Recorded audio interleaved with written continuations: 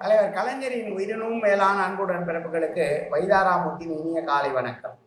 நினைவில் வாழும் நமது தலைவர் கலைஞர் பதிவில் இன்றைக்கு 347வது நாள் பதிவு.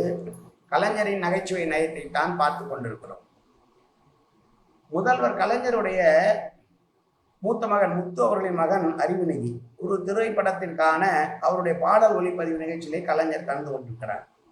அப்போது பலரும் பாராட்டிய பின்னர் கலைஞர் பேசுகிற போது, இப்போதெல்லாம் பேரனை வாழ்த்துவதனாலேயே பயம் மட்டுமல்ல ஆபத்தானது கூட என்று சொல்ல ஒளிப்பதிவு கூடமே அதிர்ந்துதான். காரணம், அப்போது அவருடைய பேரன்களாக இருந்த தயாநிதி மாறன் மற்றும் அவருடைய அண்ணன் ஆகியோர் மீது சிறு மனக்கசப்பு இருந்த வேலை அது.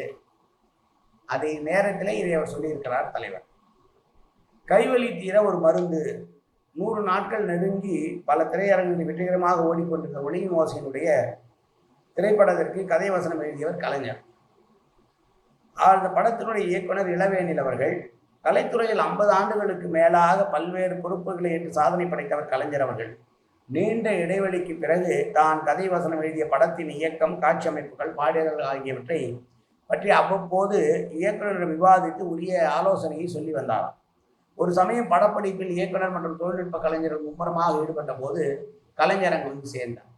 கலைஞர் வந்தவுடனே அங்கே இருந்த பரபரப்பு சற்று அடங்கியது. இயக்குனர் இளவேனில் அழைத்து, நல்ல வேலைக்கார பையனை வச்சிருக்கியா அப்படின்னாலும். உடனே என்ன ஐயான்னு அவன் பதறி போய் கேட்க, என்ன தலைவரே என கேட்டார்.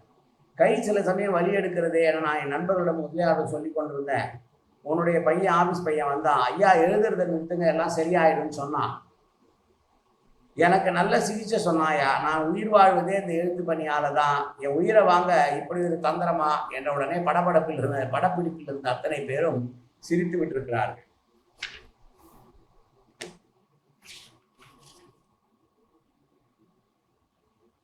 ஒரு சமயம் முழுசொலிக்கு வருகிற போது ஒரு சில எழுத்து பணிகளை முடித்து விட்டு நெருங்கியுடன் கலைஞர் உரையாடி கொண்டிருந்தார்.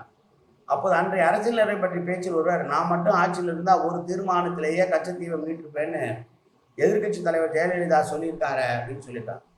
அது சரி, 2 முறை, அதாவது 10 ஆண்டு காலம் அவர் முதலமைச்சராக தானே இருந்தார். அப்போது கச்சத்தீவை மீட்காமல் விட்டு வேறு எதை மீட்டு கொண்டிருந்தார் என்று படாரென தெரிவித்தார். கூடியிருந்தவர்கள் சிரிந்து மகிழ்ந்து கொண்டிருக்க முரசொலி மற்றும் சன்ரைசிங் சன் பத்திரிகையாளர்களிடம் அந்த நிகழ்ச்சி களை கட்டியது. அதற்கு பின்னால் 10 ஆண்டு காலம் இப்போது மோடி பேசினார் அல்லவா தேர்தல் நேரத்தில், கச்சத்தீவை தாரவாத்தது கலைஞர் தான். அவரும் ஆட்சிக்கு வந்து 10 வருஷம் முடிஞ்சு போச்சு. மத்திய ஒன்றிய அமைச்சராக அவர் தான் இருந்தார். ஒன்றியத்தினுடைய தலைமை அமைச்சர் அவர் நினைச்சதா பண்ணியிருக்க முடியும் இல்லை.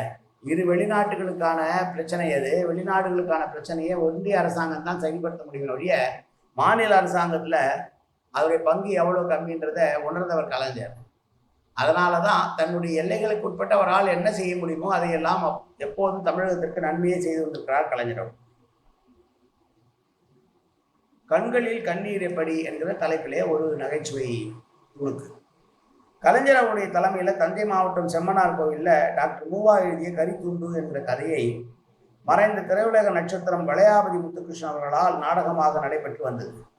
ஆனால் நாடகக்குழு வந்த வேன் விபத்துக்குள்ளாகி நாடகம் நடைபெறுமா என்கிற சந்தேகம் பரவத் தொடங்கியதும் கலைஞர்கள் ஒரு வழியாக தாமதமாக வந்து சேர்ந்ததனால் மறுநாள் நாடகம் நடந்தது. நாடகத்துக்கு ஏற்பாடு செய்த விளநகர் கணேசனோ கலங்கியபடியே இருந்தார். நாடகத்தின் இடையில் பேசிய கலைஞர், நான் நேற்று முதல் விளநகர் கணேசனை கவனித்துக் கொண்டுதான் இருக்கிறேன். அவர் கண்ணில் கண்ணீர் வழிந்தோடியதும் கண்டேன். இப்போது கலங்குவதற்கு என்ன காரணம் நான் கண்டறியப்பட்ட போது ஒருவேளை கரித்துண்டு அவர் கண்ணில் விழுந்து விட்டதோ என்று சொல்லி முடிப்பதற்குள் நாடக கொட்டகை மேல் இடி விழுந்தது போல ரசிக பெருமக்களின் ஆரவாரமும் சிரிப்பொலியும் அடங்காமல் இருந்ததாம். நாடக கலைஞர்கள் சிரித்தது ஒரு கட்டம். விபத்து பயத்தினால் கண்கள் குளமாகி போன கணேசன் தான் முதலிலே சிரித்தாராம். இப்படியாக தான் வாழுகிற காண்டத்திலே அவர் எங்கிருந்தாலும் அதிலே ஒரு முத்திரை பதித்த முத்தமிழ் அறிஞர் கலைஞரின் புகழ் ஓங்குக ஓங்குக ஓங்குக என உறக்கச் சொல்லி இந்த பதிவை நிறைவு செய்கிறேன். நாளை அடுத்த பதிவிலே உங்களை சந்திக்கிறேன். வைதாராமூர்த்தி. நன்றி, வணக்கம்.